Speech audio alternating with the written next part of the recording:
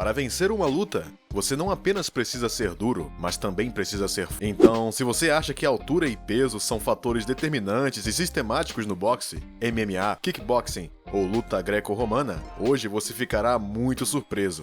Parece que hoje veremos imagens espetaculares das lutas esportivas mais desiguais. Aqui estão as 10 lutas mais desiguais de todos os tempos. Entre os esportes desiguais, as lutas são entre o croata Mirko Filipovic, apelidado de Crocop, e Hongman Choi, da Coreia do Sul. Para se ter uma ideia da disparidade de altura, o croata tem 1,88 m de altura e pesa 106 kg. O sul-coreano tem 2,19 m de altura e pesa 160 kg. Filipovic teve um começo modesto. Ele treinou em uma garagem com poucos meios e poucas ferramentas. Ele treinou apenas na prática de artes marciais mistas, seguindo o exemplo de referências como Bruce Lee e Jean-Claude Van Damme. Durante o K1 Prêmio Dynamite, em 2008, o croata e sul-coreano entraram em conflito. Sua diferença de tamanho era óbvia.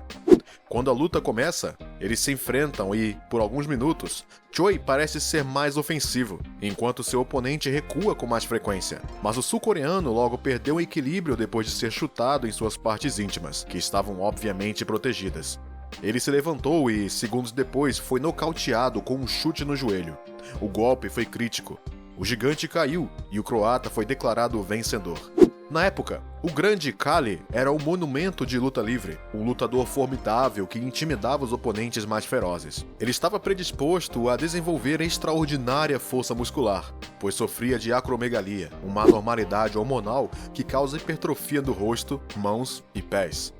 Ele media 2,16 m e pesava 158 kg. Ele era simplesmente avassalador e sua carreira foi cheia de vitórias. A segura bem alto e a empurra violentamente para o chão.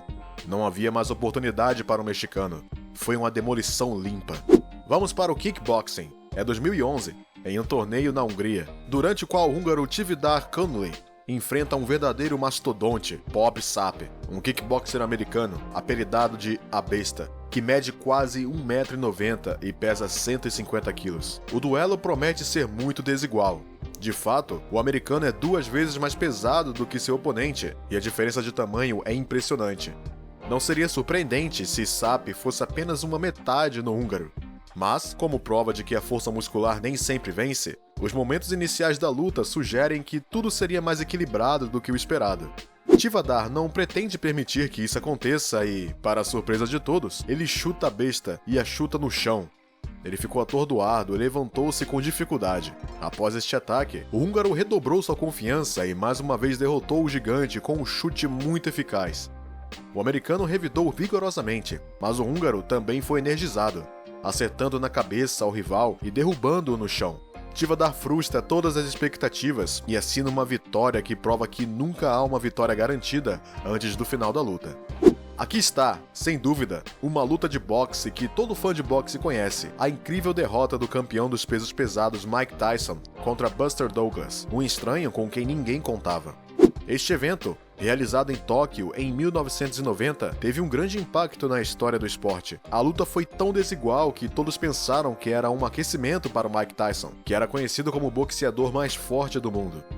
Analistas e consultores esportivos não deram muito dinheiro a Buster Douglas e previram uma aniquilação em 90 segundos. Eles até acharam mais interessante falar sobre os animais de estimação dos dois oponentes do que sobre a luta em si.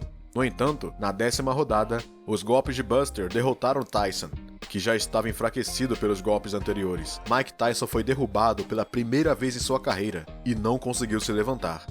Alexander Karlin é apelidado de Urso Russo. Ele foi o as da luta greco-romana e foi imbatível de 1982 a 1987. Ele era tão dominante nas lutas que nenhum de seus oponentes conseguiu tirar um único ponto dele. E de todas as formas, ele é o melhor lutador da história. Pesava 130 quilos e tinha 1,82 m de altura. Ele ganhou 24 medalhas de ouro e foi 13 vezes campeão russo. dizem que seus oponentes perdiam psicologicamente antes mesmo de enfrentá-lo. Alexander Callaway chegou ao ponto de dizer: "Tenho que ser honesto. Vejo medo nos olhos dos meus oponentes." Assim, em Sydney, na Austrália, Alexander Callaway enfrenta seu colega Rulon Gardner, que pesa 120 quilos e mede 1,87 de altura, em uma luta muito desigual.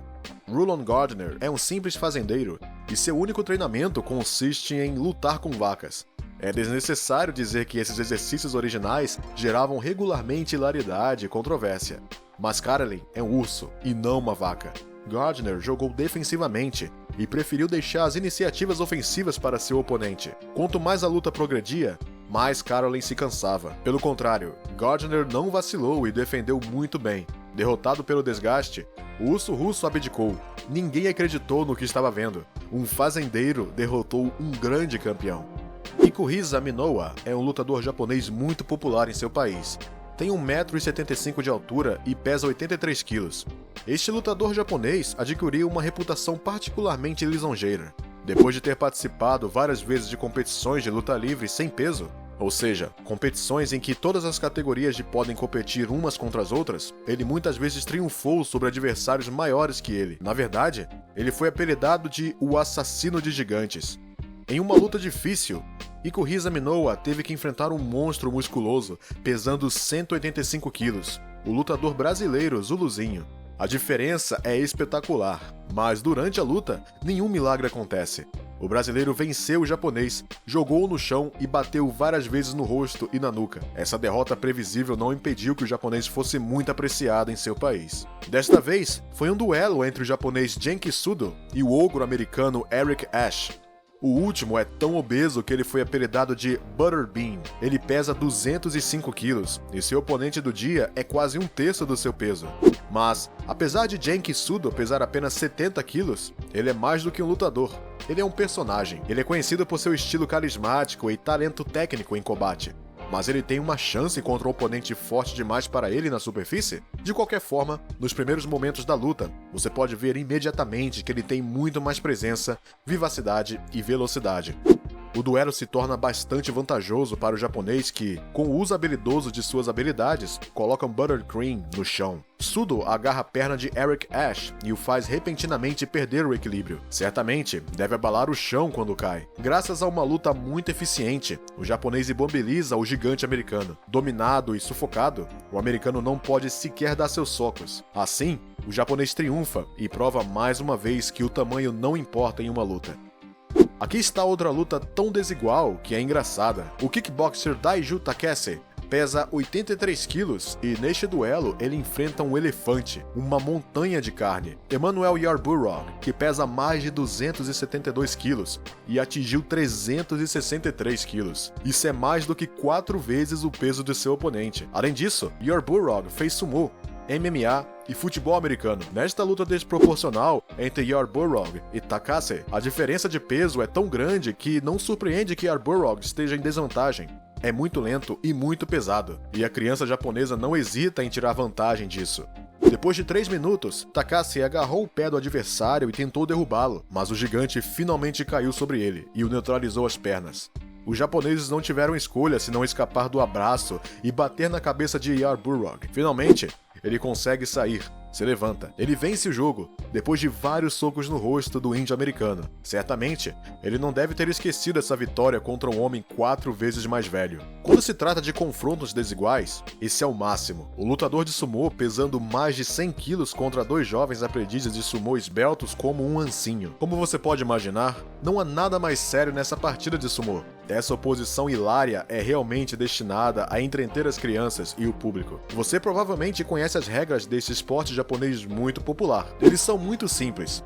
Os lutadores competem entre si e, para vencer, devem empurrar o outro para fora do círculo onde a luta ocorre, ou fazer com que o oponente toque o chão, a não ser pelas solas dos pés. Os 2 garotos, aparentemente mais divertidos do que motivados, se aproximam do gigante, cumprimentam-se como habitualmente e se revezam tentando afastá-lo. Para dizer o mínimo, seus esforços não valem a pena. Mesmo como uma piada, o lutador de sumô não tem a intenção de desistir. As crianças alternam para movê-lo com toda a força alguns centímetros. Enquanto lutam para empurrar aquela montanha, o lutador de sumô os expulsa em segundos, apenas tocando eles. As crianças poderiam ter sido ainda mais numerosas e, de qualquer maneira, não teriam chance. Não é de admirar, já que esse lutador de sumô deve pesar 4 vezes o peso dessas duas crianças juntas. Este é o fim do vídeo. De todas essas brigas mais desiguais da história, qual a surpreendeu mais?